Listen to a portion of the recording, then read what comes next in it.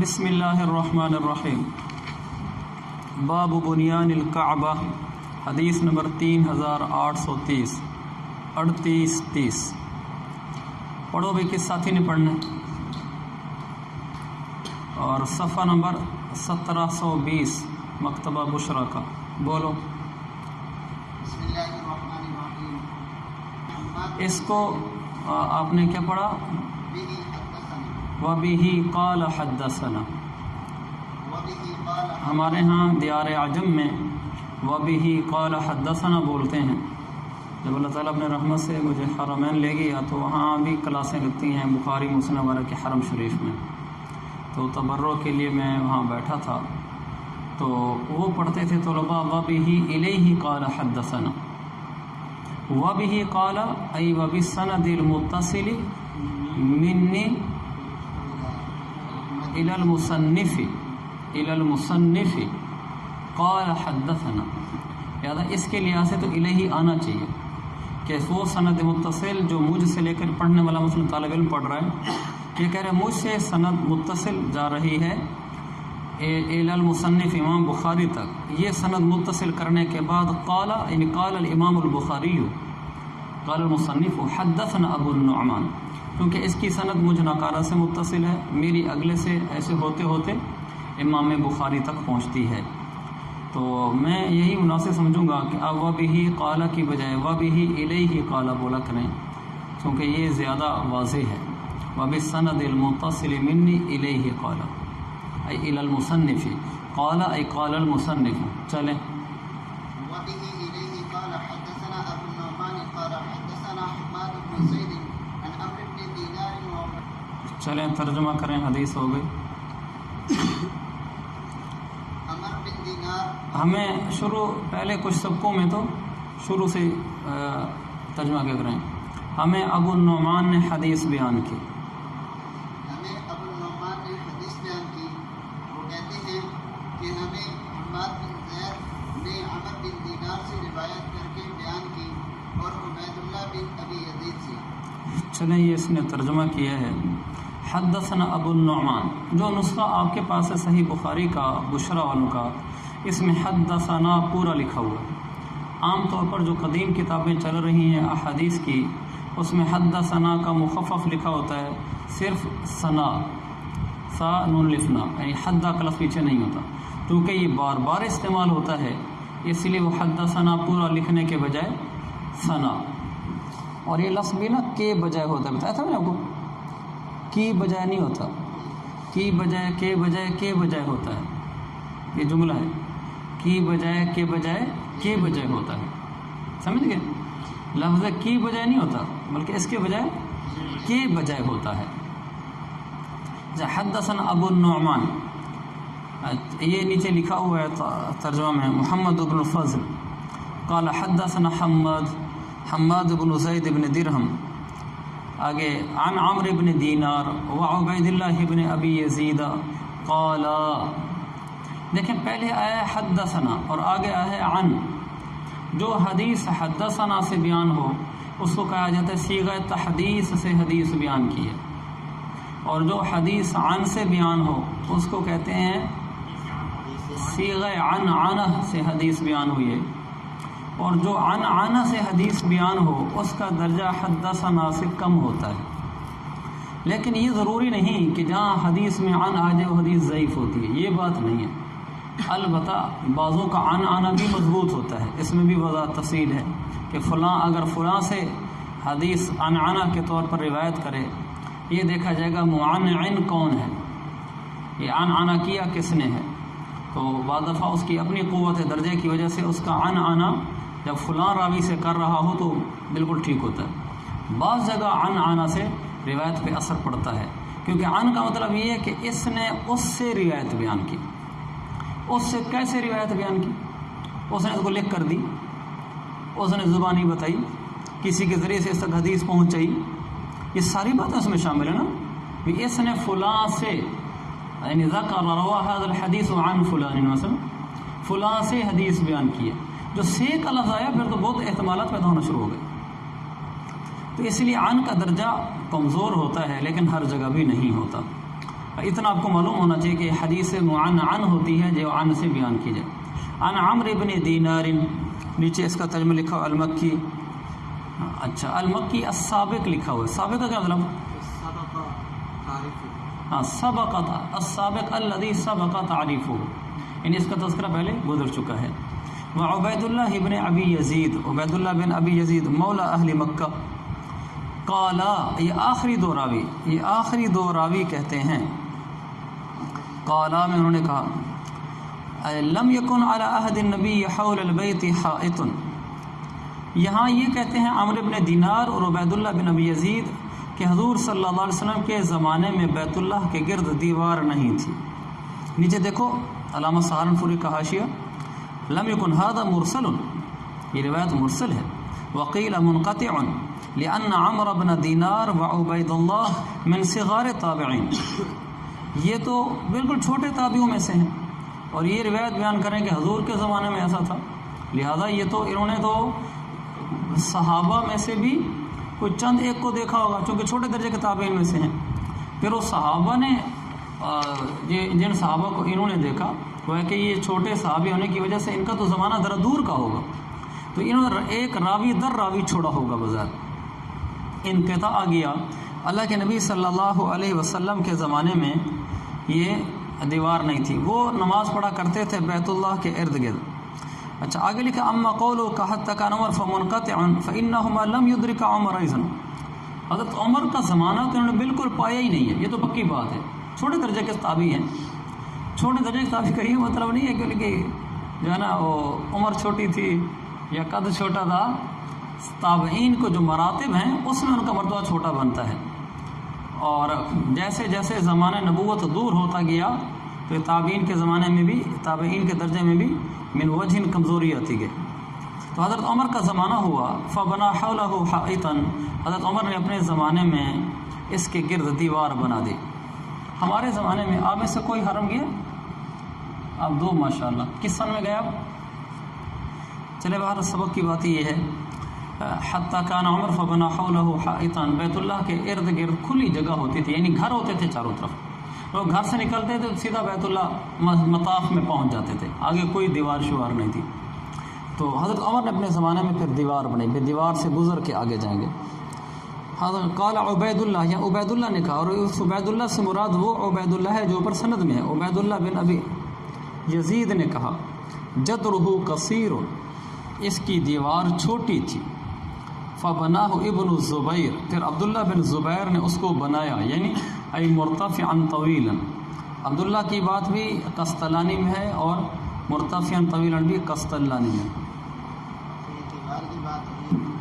یہ پوچھ رہا ہے کہ بیت اللہ کی اپنی دیوار مراد ہے یا بیت اللہ کے چاروں طرف مطاف کی چاروں طرف دیوار ہے؟ یہ وہ دیوار مراد ہے جو بیت اللہ کی جو چار دیواریں ہیں اس کے علاوہ آگے مطاف ہے، مطاف کے آگے چار دیواریں جس کو ہم حویلی کہتے ہیں، یہ وہ والی دیوار مراد ہے کہ اس کو انہوں نے بعد میں بنا دیا تھا. چلیں یہ باب ہے باب ایام الجاہلیہ، باب 136 حدیث نمبر 38-31. حدثنا مسدد قال حدثنا یحییٰ، یہ حدیث آپ نے پڑھ دی. قال ہشام، دیکھو قال ہشام کو لکھا ہوا نون کا نام نا لمبا خط نون کا، اس کا طریقہ پورا قال ہشام، اس پوری عبارت کی جگہ نسخے میں اور عبارت ہے، اور وہ نیچے لکھی ہوئی ہے حدثنا ہشام قال، تو وہاں حدثنا کا لفظ اضافہ ہے. حدثنا ابی، ہشام بن عروہ ہیں.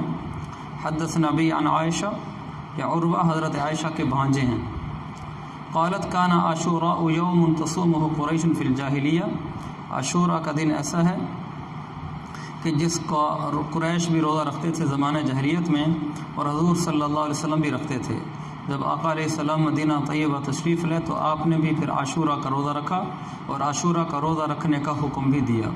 جب رمضان آیا تو کان من شاء صامہ و من شاء لا یصومہ، جو چاہتا پھر روزہ رکھ لیتا تھا، جو چاہتا تھا نہیں رکھتا تھا. یہاں اس حدیث کا ایام جاہلیت کے ساتھ کیا تعلق ہے یہ تو بالکل واضح ہے کہ جاہلیت کا لفظ آ گیا قریش فی الجاہلیت. سب سے پہلے کہ ایام جاہلیت سے یہاں کیا مراد ہے؟ زیادہ مناسب یہ ہے کہ یہاں وہ مراد لیا جائے جو فتح الباری والے نے لکھا ہے کہ حضور صلی اللہ علیہ وسلم کی ولادت سے لے کر آپ کی بعثت تک کا زمانہ جو ہے، یعنی آپ کی پیدائش مبارکہ سے لے کر آپ کے اعلان نبوت تک، یہ جو 40 سال کا زمانہ ہے یہ مراد ہے۔ بعضوں نے اگرچہ یہ بھی لکھا ہے کہ حضرت عیسیٰ علیہ السلام اور حضور علیہ السلام کے درمیان جو زمانہ گزرا ہے اس سے ایام جاہلیت یہاں مراد ہے، لیکن تاہم فتح الباری والے کے نزدیک یہی ہے تو اسی کو ہم لیتے ہیں۔ باب ایام الجاہلیہ یعنی وہ زمانہ جو حضور صلی اللہ علیہ وسلم کی ولادت سے لے کر آپ کی بعثت تک تھا۔ اچھا، عاشورہ کے دن کے بارے میں بات گزری ہے، میں آپ کو تھوڑا سا عاشورہ کے بارے میں بتانا چاہتا تھا۔ عاشورہ ایک تو 10 سے ہے، یعنی 10 تاریخ والا دن۔ اس عاشورہ کے بارے میں ہمارے معاشرے میں بہت ساری چیزیں ایسی پھیلی ہوئی ہیں جن کی حقیقت نہیں ہیں، اور کچھ باتیں ایسی ہیں جو قرآن و سنت سے ثابت ہیں، لہذا ان باتوں کو ہم لیتے ہیں۔ ایک تو 10 محرم کا روزہ، یہ عاشورہ 10 محرم ہوتی نا، اس لیے اس کو عاشورہ کہتے ہیں۔ 10 محرم کا روزہ یہ حدیث سے ثابت ہے، اور اس سے گزشتہ 1 سال کے گناہوں کی معافی ہو جاتی ہے۔ صحیح مسلم میں حدیث ہے، آپ نے فرمایا اس کے بارے میں یکفر السنۃ التی قبلہ، کہ جو 10 محرم کا روزہ ہے یہ اللہ سے میں اس بات کا پر امید ہوں کہ پچھلے 1 سال کے گناہ معاف کرا دیتا ہے، لہذا 10 محرم کے روزے کا اہتمام کرنا چاہیے۔ 10 محرم کے ساتھ 9 محرم کا روزہ رکھنا معروف ہے۔ دراصل اس کی وجہ یہ ہے کہ صحیح مسلم کی حدیث ہے کہ حضور صلی اللہ علیہ وسلم 10 محرم کو روزہ رکھتے تھے، اور آپ نے حکم بھی دیا 10 محرم کا روزہ رکھنے کا۔ صحابہ نے کہا یا رسول اللہ، اس کی تو عیسائی اور یہودی سب تعظیم کرتے ہیں، یعنی وہ بھی 10 محرم کا روزہ رکھتے ہیں، ہم بھی رکھتے ہیں۔ آپ نے فرمایا اذا کان العام المقبل انشاءاللہ صمنا اليوم التاسع، اور ایک دوسری روایت ہے آپ نے فرمایا لئن بقیت لاصومن التاسع، اگر میں زندہ رہا تو اگلے سال روزہ رکھوں گا، لیکن اللہ کا کرنا ایسا ہوا کہ اگلے سال آنے سے پہلے آپ دنیا سے تشریف لے گئے۔ تو اس لیے بعض علماء کہتے ہیں، بلکہ اکثر علماء کہتے ہیں، کیونکہ آپ نے ساتھ 9 محرم کا روزہ رکھنے کا کہا تھا، لہذا آج 9 اور 10 کا رکھا جائے۔ لیکن بعض کی یہ رائے بھی ہے کہ چونکہ اس وقت یہود و نصارہ کی مخالفت نہیں رہی، لہذا یہ روزہ نہ بھی رکھا جائے تو کوئی حرج نہیں ہے، کوئی رکھ لے تو بھی ٹھیک ہے۔ میری ذاتی رائے بھی یہی ہے، میری رائے کی کوئی حیثیت نہیں ہے، لیکن جو دل میں کوئی بات آتی ہے، چونکہ حدیث کے اندر علت ہے کہ یہودی اور عیسائی بھی 10 کا رکھتے ہیں تو ہم ان کی مخالفت میں 9 کا رکھیں گے۔ اب چونکہ وہ نہیں رکھتے، مخالفت نہیں پائی جاتی، حدیث میں حکم نہیں ہے مخالفت کی وجہ سے ہمارے لیے نہیں ثابت ہوتا، اس لیے اگر کوئی نہ رکھے تو کوئی حرج نہیں، رکھ لے تو ٹھیک ہے۔ اگر کوئی صرف 10 محرم کا بھی روزہ رکھ لے تو اس کے پچھلے 1 سال کی گناہوں کی معافی والا دن، معافی والا ثواب یہ تو ملے گا۔ باقی ایک حدیث ہے کہ 10 محرم والے دن جو آدمی اپنے اہل و عیال پر خرچ کرے، کھلانے پلانے میں وسعت کرے، تو اس کے 1 سال کی اللہ تعالیٰ روزی کا انتظام فرما دیتے ہیں۔ اس حدیث میں بھی بہت معرکۃ الآراء مباحث چلتی ہیں محرم کے دنوں میں کہ جی حدیث بالکل موضوع ہے، بالکل صحیح نہیں ہے، اور بعض کہتے ہیں بالکل صحیح ہے۔ صحیح بات اس میں یہی ہے کہ یہ حدیث ایسی ہے کہ نہ تو بالکل موضوع ہے اور نہ ہی صحیح ہے، یہ حدیث حسن ہے، یعنی جن طریق سے آئی ہے وہ طریق ضعیف ہیں، لیکن یہ دوسرے طریق اس سے مل جاتے ہیں اور تعدد طرق سے حسن لغیرہ ہی بن جاتی ہے۔ مثلا شعب الایمان میں حدیث ہے، آپ نے فرمایا من وسع علی عیالہ و اہلہ یوم عاشوراء وسع اللہ علیہ سائر سنتہ، جو آدمی 10 محرم کو اپنے گھر والوں پر وسعت کرتا ہے، اللہ تعالیٰ پورا سال اس کے اوپر وسعت کرتا ہے۔ امام بہقی نے شعب الایمان میں حدیث نقل کی، امام منذری نے ترغیب و ترہیب میں اس حدیث کو باقی رکھا اور آگے یہ کہا، امام بہقی نے بھی یہ کہا اور امام منذری نے بھی کہا ایک ہی بات کہ هذه الاسانید وان كانت ضعیفة فهي اذا ضم بعضها الى بعض اخذت قوة، سمجھ گئے؟ یہ حدیث جو اس کی سندیں اگرچہ ضعیف ہیں، لیکن جب ضعیف سند بھی ضعیف سے مل جائے تو وہ قوی ہو جاتی ہے، اتنی قوت آ جاتی ہے کہ وہ حسن لغیری بن جاتی ہے، لہذا یہ حسن لغیری ہے۔ اور فضائل میں تو ضعیف بھی چل جاتی ہے اور یہ تو پھر حسن ہے، اس لیے حدیث قابل عمل ہے، اپنے بال بچوں پہ خرچ کرنا چاہیے۔ کچھ باتیں ہمارے معاشرے میں 10 محرم سے متعلقہ مشہور ہیں لیکن وہ غلط ہیں، جیسے مثلا 10 محرم کے روزے سے 1000 حج اور عمرے کا ثواب ملتا ہے، یہ کسی روایت میں نہیں ہے۔ اور 10 محرم کو یتیم کے سر پر ہاتھ پھیرو تو سر کے نیچے جتنے بال آتے ہیں ہر بال کے بدلے میں جنت میں درجہ بلند ہوتا ہے، اور 10 محرم کو آنکھوں میں سرما لگاؤ تو ہر بیماری کی شفا ہے، یا اسمت لگاؤ تو یہ شفا ہے، اور 10 محرم کو نہاؤ تو ایک ایسا بال جو پورا سال گیلا نہیں ہوتا اس دن گیلا ہو جاتا ہے۔ کیسی جہلانہ بات ہے۔ ہمارے سریکیوں میں یہ مشہور ہے کہ ایک بال ایسا ہے جو پورا سال نہیں گیلا ہوتا، وہ 10 محرم کو گیلا ہوتا ہے۔ تو اگر پورا سال گیلا نہیں ہوتا تو غسل کیسے ہوتے رہے درمیان کے؟ تو یہ ایسی نامناسب سی باتیں ہیں۔ یہ باتیں تو وہ ہیں جن کی کوئی حقیقت نہیں ہے، نہ اس میں سرما لگانے کی کوئی حقیقت ہے، نہ یتیم کے سر پہ ہاتھ رکھنے کی کوئی۔ جب ہم پڑھتے تھے تو مجھے یاد ہے، کیونکہ بس معلومات نہیں تھی، تو ہم 10 محرم کو اس میں سرما ڈھونڈتے پھر رہے ہوتے تھے، اور یتیم کا بھی خواہش ہوتی تھی کوئی مل جائے اس کے سر پہ ہاتھ رکھ دو، مجھے یاد ہے۔ اور چونکہ معلومات نہیں تھی، اور جب بچے تھے تو 10 محرم کو میں نہلایا جاتا تھا کہ آج ضرور نہانا ہے۔ تو اصل تو قرآن و سنت ہے، اور قرآن و سنت کا مطلب بھی یہ ہے کہ اصل تو وہ باتیں ہیں جو مستند ہوں۔ اگر کوئی روایت ہے لیکن مستند نہیں ہے تو وہ بھی نہیں لیں گے۔ مثلا یہ روایت کتنی مشہور ہے، بعض بیانوں میں بھی آپ کو ملے گی۔ 10 محرم کو 7 آسمان بنے، 7 زمینیں بنی، آدم علیہ السلام کی پیدائش ہوئی، ابراہیم کو آگ نمرود سے نجات ملی، فرعون سمندر میں غرق ہوا، آدم کی توبہ قبول ہوئی، یونس علیہ السلام مچھلی کے پیٹ سے باہر ہے، وغیرہ وغیرہ۔ بہت معروف ہے، تقریروں بیانوں میں سنتے ہوں گے، لیکن یہ بالکل غلط روایت ہے۔ بڑا جھٹکا لگا اس کو۔ تنزیہ و شریعہ یہ ابن عراق کنانی کی کتاب ہے، جو اس بارے میں ہے کہ کون سی حدیثیں موضوع ہیں، کون سی ٹھیک ہیں۔ انہوں نے بڑی وضاحت کے ساتھ لکھا ہے کہ حدیث بالکل غلط ہے۔ جی ہاں، تو اس لیے میں نے کہا کہ یہ بعض دفعہ بیان بھی ہوتی ہیں لیکن ان کی کوئی حقیقت نہیں ہے۔ ابن عراق جیسے پسینے والا عرق ہوتا ہے، ابن عراق، اس لوگ ابن عراق پڑھتے ہیں، ابن عراق کنانی، تو حالانکہ ابن عراق کنانی ہے۔ تنزیہ الشریعہ، نزہ ینزہ تنزیہ الشریعہ، تو اس میں لکھا ہے کہ ٹھیک نہیں۔ یہ کچھ باتیں تھیں جو یہاں عاشورہ کا تذکرہ آیا تو میں نے کہا آپ کی خدمت میں عرض کر دوں، پھر پتہ نہیں ملاقات ہو کہ نہ ہو، تم چلے جاؤ گے، پھر ممبروں پہ بیٹھو گے، پھر وہاں بیٹھ کر ایسی تقریریں جھاڑو گے کہ آخرت میں پھنس جاؤ گے۔ جی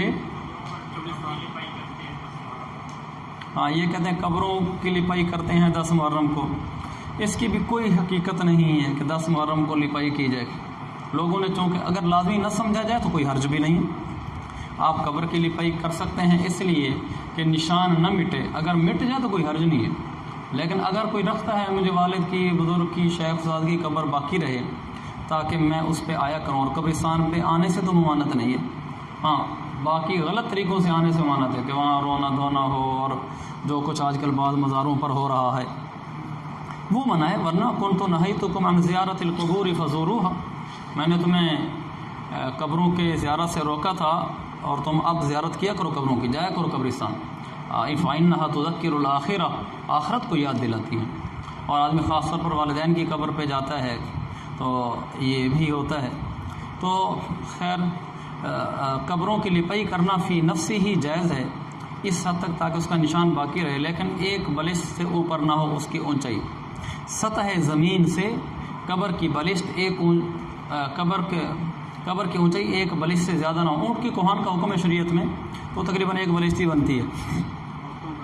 مسجد نبوی جو کے قریب قبرستان ہے جنت البقیع، اچھا اس کا نام بھی جنت البقیع نہیں ہے، یہ بھی ہم اجمیوں کا رکھے ہوئے نام ہے، ہم اجمیوں نے بھی کچھ ناموں میں اضافے کی ہیں۔ اس کا نام ہے بقیع الغرقد، بقیع الغرقد، یہ اس کا صحیح نام ہے جو روایت میں بھی آتا ہے۔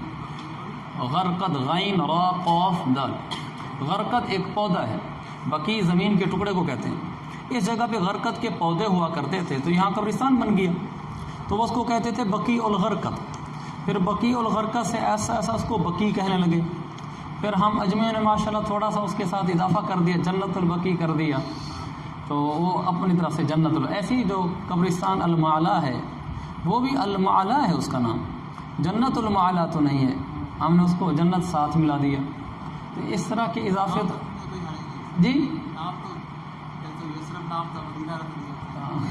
وہ اللہ کے نبی نے رکھا تھا، ہم نے نہیں رکھا تھا، تو اس لیے میں تو یہی پسند کرتا ہوں، جو اگرچہ جنت البقیع کہنا غلط نہیں ہے، ایک نام علم بن گیا وہ، لیکن جو نام احادیث میں آتے ہیں انہی کو باقی رکھا جائے تو اس میں برکت ہوتی ہے۔ اور پھر ہم تھوڑا سا آگے بڑھتے بڑھتے کچھ زیادہ ہی آگے بڑھ جاتے ہیں، پھر ایسے اضافے کر جاتے ہیں کہ دکھ ہوتا ہے۔ اور پھر اب یہ باتیں میں آپ کو کیسے بتاؤں، بعض ہمارے ہاں ایسی چیزیں رائج ہیں، ہم علماء کی طرف سے بتائی ہوئی عوام میں رائج ہیں جن کا ثبوت نہیں ہے، تو ہمیں ڈرنا چاہیے۔ نماز جنازہ ہمارے یہاں جو یاد کرایا جاتا ہے اس میں وجل ثناء کا یاد کرایا جاتا ہے، حالانکہ یہ ذاتی ثابت ہی نہیں، پھر ہم اس کو کیوں یاد کرواتے ہیں؟ ہمیں اپنے تسامحات بھی تسلیم کرنے چاہیے۔ جب آدمی تھوڑا سا اضافہ کرتے پھر بات بڑھتے بڑھتے کہیں بڑھ جاتی ہے۔ ایسے ہی جو نماز تراویح ہے، تراویح کے 4 رکعتوں کا جو دعا ہے تسبیح تراویح پڑھتے ہیں، اور سے یہ تسبیح تراویح کی تسبیح شروع سے لے کر آخر تک پڑھتے ہیں، یہ کہیں سے ثابت نہیں۔ اس کے ٹکڑے ٹکڑے شاید ثابت ہیں، اس کو جوڑ کر پوری ایک دعا ہم نے بنا دی، اور اس کا اتنا التزام کرتے ہیں ہم اس کا، ہر مسجد میں رمضان کے اندر لکھ کر آگے لگا دیتے ہیں تاکہ لوگوں کو پڑھنے میں غلطی نہ ہو۔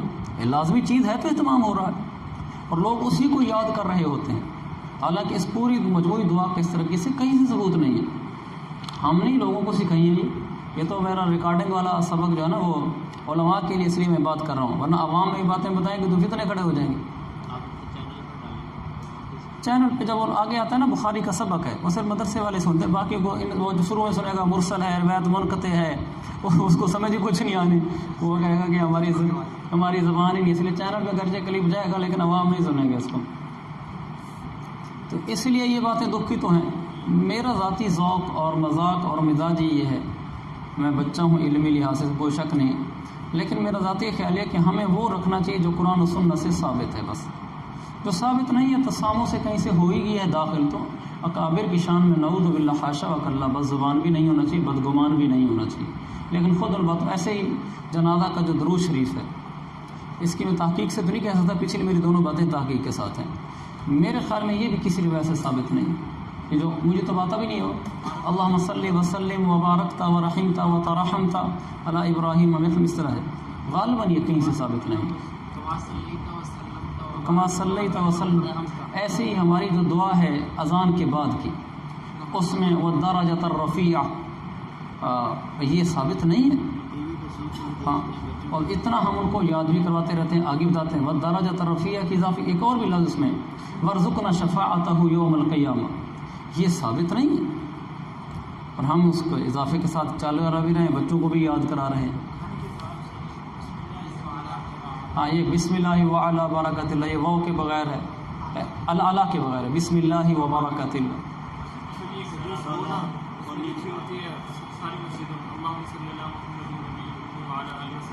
بس عنوان دوسرا، جی ہاں چل پڑا ہے تو بات اب چل ہی پڑی ہے، کیا کروں، اس کا بھی عرض کر دیتا ہوں۔ یہ جو حضرت شیخ نے بھی لکھا ہے فضائل درود شریف میں، اور مسلم میں بھی لکھا ہوتا ہے جو آدمی جمعہ والے دن عصر کی نماز کے بعد 80 دفعہ درود شریف پڑھے، اللہم صلی علی محمد النبی الامی وعلی آلہ وسلم تسلیما، اس کے 80 سال کے گناہ معاف ہوتے ہیں۔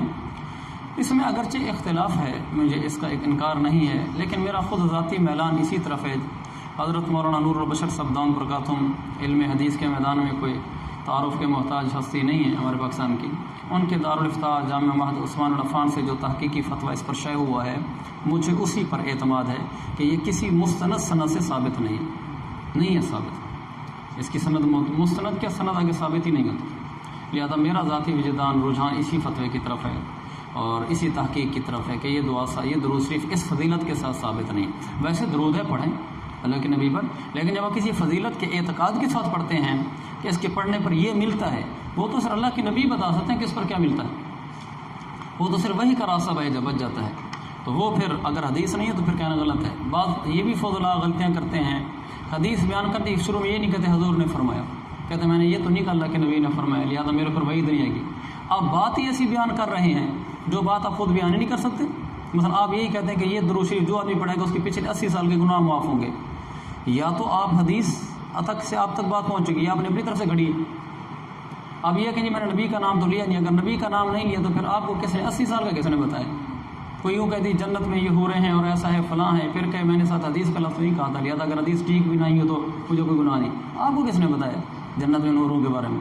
اس کا تو راستہ ہی حدیث ہے نا، یہ صحابی کا قول ہوگا، وہ صحابی کا ایسا قول بھی محدثین نے لکھا ہے، یہ حکماً مرفوع ہوتا ہے، جیسے مقدمہ ابن صلاح تخصص الحدیث میں پڑھاتے ہیں، مقدمۃ ابن صلاح اس میں بڑی وضاحت کے ساتھ لکھا ہوا ہے کہ حکماً مرفوع ہوتا ہے، تدریب الراوی میں لکھا ہوا ہے، متعدد کتب میں لکھا ہوا ہے، وسیلۃ الظفر میں بھی میں نے لکھا ہوا کہ جو بات صحابی ایسی کہہ رہا ہو جو عقل سے نہیں ہے، قیاس سے نہیں کہی جا سکتی، وہ اللہ کے نبی سے سن کر کہی جا سکتی ہے، مثلا جنت میں حوریں یوں ہیں، اس حدیث پر فلاں تلاوت کرنے پر اتنا ثواب ملتا ہے، فلاں درود پر اتنا ثواب ملتا ہے، یہ ساری چیزیں تو توقیفی ہیں، یعنی ہم سنیں گے اور آگے بتائیں گے۔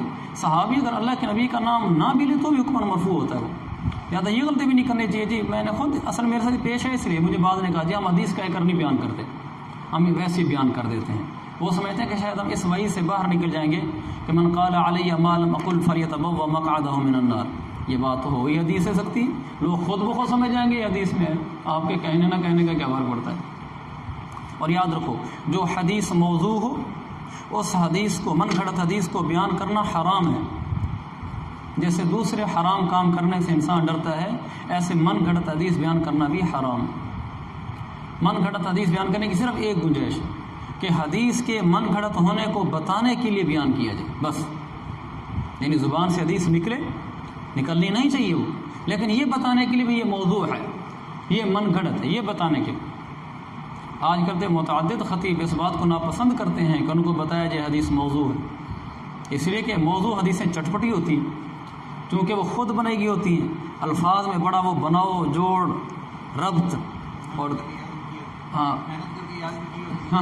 پھر محنت کر کے یاد بھی کی ہوتی ہیں، پھر وہ کوئی روک دے تو پھر طبیعت بھی گرانی ہوتی ہے۔ ہمارا مقصود تو اللہ کی رضا ہے، کون سے اپنی دھاک مٹانی ہے مجمع پر۔